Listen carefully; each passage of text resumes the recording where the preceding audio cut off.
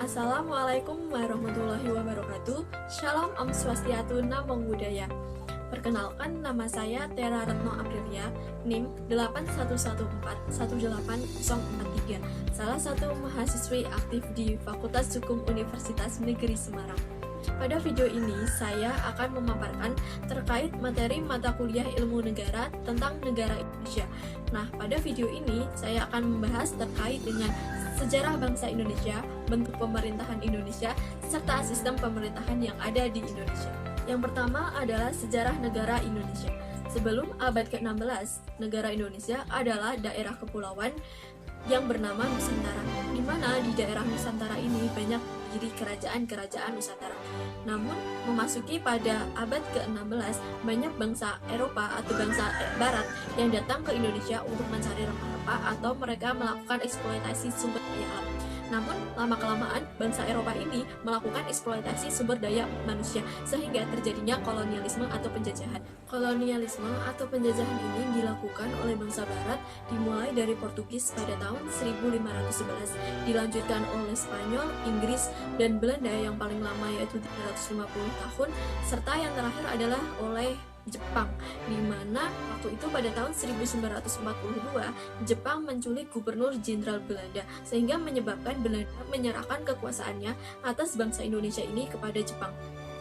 Selanjutnya, pada masa penjajahan Jepang pada tahun 1942, Jepang dan Insinyur Soekarno melakukan kesepakatan. Dalam kesepakatan ini, Insinyur Soekarno menerima tawaran dari Jepang untuk melakukan kampanye publik dan juga membentuk suatu pemerintahan. Berdasarkan kesepakatan tersebut, pada bulan Maret tahun 1945, Jepang mendirikan BPUPKI atau Badan Penyelidik Usaha Persiapan Kemerdekaan Indonesia yang beranggotakan 63 orang.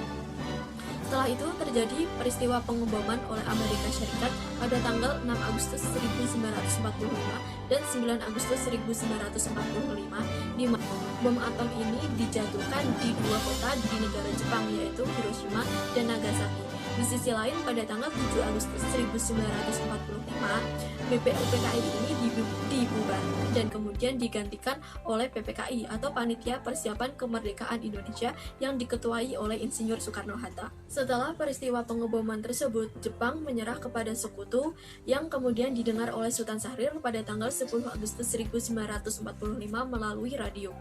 Setelah mendengar berita kekalahan Jepang tersebut, para pemuda Indonesia mendesak golongan tua untuk melakukan proklamasi kemerdekaan Indonesia.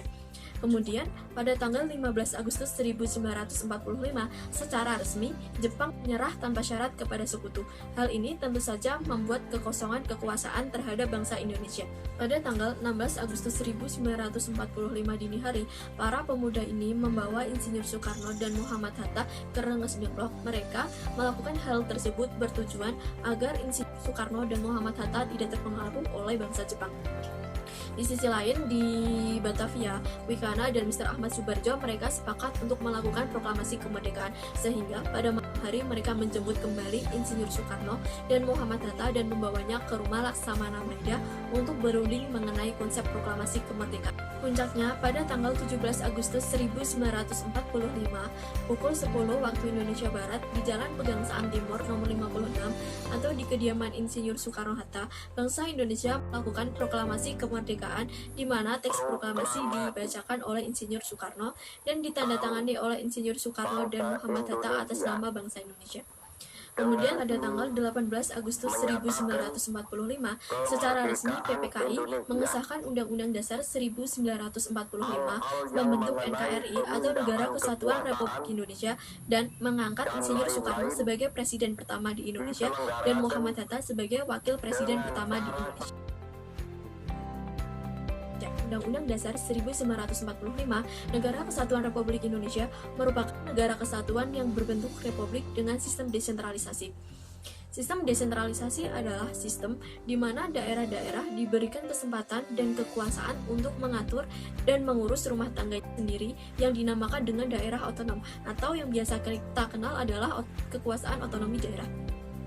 Dalam hal ini, pemerintah daerah menjalankan otonomi seluas-luasnya di luar bidang pemerintahan yang oleh undang-undang ditentukan sebagai urusan pemerintah pusat. Ini adalah sistem pemerintahan. Sistem pemerintahan di negara Indonesia adalah sistem presidensil, di mana sistem presidensil adalah sistem negara yang dipimpin oleh seorang presiden sebagai kepala negara sekaligus kepala pemerintahan.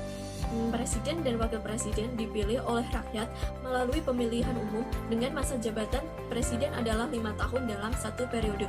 Dalam menjalankan pemerintahannya, presiden dibantu oleh tersebut adalah kabinet, di mana seorang presiden ini mempunyai hak untuk mengangkat dan memberhentikan para menterinya.